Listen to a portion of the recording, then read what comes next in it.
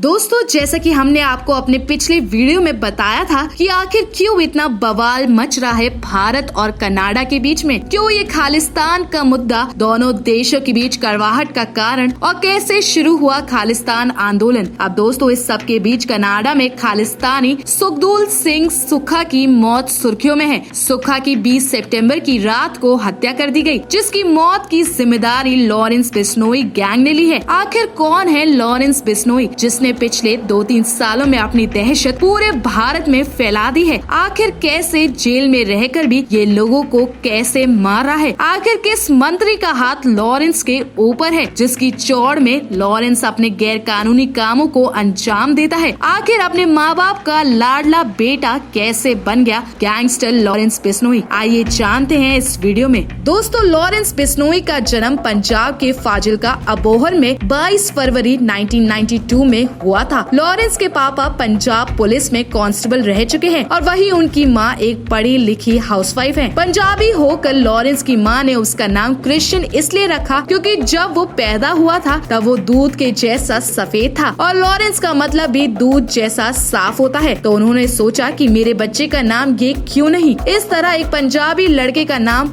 Lawrence पड़ गया। दोस्तों, बचपन से ही लॉरेंस बहुत स्मार्ट और एक्टिव बच्चा था। उसका मन खेल कूद में काफी लगता था। ऐसा देखकर लॉरेंस के माँ बाप को लगा कि हमारा बच्चा खेल कूद में नाम कमाएगा और शायद देश के लिए कुछ कर लेगा। पर उन्हें क्या पता था कि उनका बेटा उनका क्या बल्कि पूरे देश का नाम तक डुबा देगा। दोस्तों, लॉरेंस के माँ बाप हमेशा से पैसे वाले थे, तो उन्होंने अपने बेटे की हर ख्वाहिश पूरी करी। जो वो चाहता वो उसको लाके दिया। दोस्तों, शुरू की पढ़ाई तो लॉरेंस ने अबोहर से ही की। फिर बाद में आगे की पढ़ाई के लिए उसने चंडीगढ़ के DAV कॉलेज में एडमिशन ले लिया और दोस्तों यहीं से शुरू हुआ गैंगस्टर लॉरेंस बिश्नोई का सफर। दोस्तों, लॉरेंस जैसे कि हमने आपको पहले बताया कि दिखने में काफी स्मार्ट और उसकी पर्सनालिटी भी अच्छी खासी थी और साथ ही वो पैसे वाला भी था। इसलिए उसके दोस्तों ने उसे कॉलेज में इलेक्शन लड़ने को कहा, जिसके लिए वो मान भी गया। उसने इस कॉलेज इलेक्शन में खड़े होने के लिए एक पार्टी बनाई जिसका नाम Student Organisation of Punjab University रखा गया। उसने ये कॉलेज इलेक्शन जीतने के लिए काफी मेहनत करी और समझो अपना सब कुछ लगा दिया, पर अफसोस वो फिर भी हार गया। दोस्तों, माँ बाप का बिगड़ेल लड़का अपनी हार बर्दाश्त नहीं कर पाया और उसने बदला लेने की ठान ली। उसने सबसे पहले जाकर एक रिवॉल्वर खरीदी और जीतने वाली पार्टी को उसकी औकात दिखाने की सोच ली। 2011 में लॉरेंस का सामना जब उदय ग्रुप, जो कि इलेक्शन में जीती थी, उनसे हुआ, तब दोनों में लड़ाई हो गई और इसी लड़ाई के दौरान लॉरेंस ने गुस्से में फायरिंग कर दी और मामला पुलिस तक पहुंच गया। फिर इसी कॉलेज लड़ाई की वजह से लॉरेंस पर पहला पुलिस केस दर्ज हुआ और उसके बाद से समझो तो आज लॉरेंस पर 50 से भी ज्यादा केसेस फाइल हो चुके हैं। दोस्तों, पुलिस केस फाइल होने के बाद लॉरेंस के दिमाग में बदला लेने की जो आग है वो एक तरह से और बढ़ गई और इसी आग ने उसे मजबूर कर दिया कि वो एक बड़े गैंगस्टर से हाथ मिलाए। और दोस्तों, ये गैंगस्टर और कोई नहीं बल्कि जग्गू भगवानपुरी है, जो आगे चलकर लॉरेंस का जुर्म की दुनिया में उसका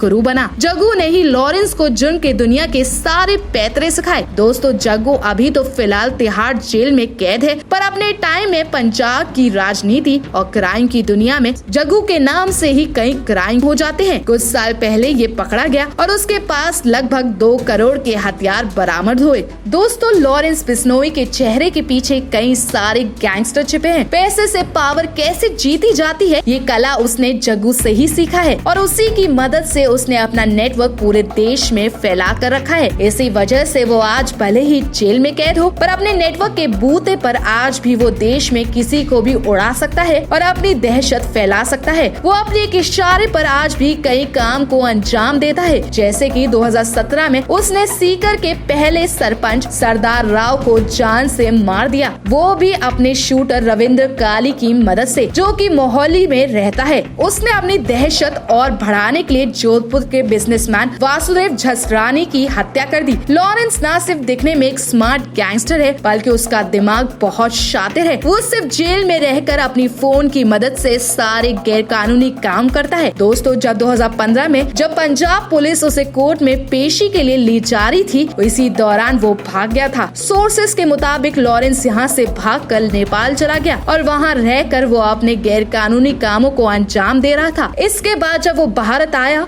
तो पुलिस ने उसे वापस से पकड़ लिया। जब वो गिरफ्तार हुआ और वापस जेल में आया, तब उसे कोई अपने गैर कानूनी कामों को करने से रोक नहीं पाया। वो अपने फोन में व्हाट्सएप एप्लीकेशन के जरिए अपने साथी लोगों की मदद से वो कई लोगों से सुपारी लेता है और अपने गैर कानूनी काम को देश भर में ऑपरेट करता है। कई बार वो जिम करते वक्त अपनी फोटोज फेसबुक में तक अपलोड करता हुआ दिख जाता है। दोस्तों, अब आपके दिमाग में आ रहा होगा कि इस गैंगस्टर का सलमान खान से क्या कनेक्शन है। तो दोस्तों, आपको बता दे, इसका कनेक्शन डायरेक्ट तो नहीं है, पर इनडायरेक्ट जरूर है। दोस्तों, आपको सलमान का वो केस तो याद ही होगा जब उसने काले हिरन यानी ब्लैक बक को मारा था, जिसका केस आज भी सलमान पर चल रहा है। असल में ये केस और कोई नहीं बल्कि बिश्नोई समाज के लोग ही सलमान के अगेंस्ट लड़ रहे हैं, क्योंकि उनके समाज में इस काले हिरन की पूजा की जाती है और इस जानवर की काफी मान्यता है, जिसके चलते जब सलमान ने इस काले हिरन को मारा तो बिश्नोई समाज के सेंटिमेंट्स हर्ट हो गए। लॉरेंस, जो इस समाज का हिस्सा है, उसने तभी सलमान को मारने की धमकी दी है। दोस्तों, उसने ये धमकी आज भी दी है कि वो सलमान को जान से मार देगा। अब दोस्तों, बात करें कि सिद्धू मूसेवाला से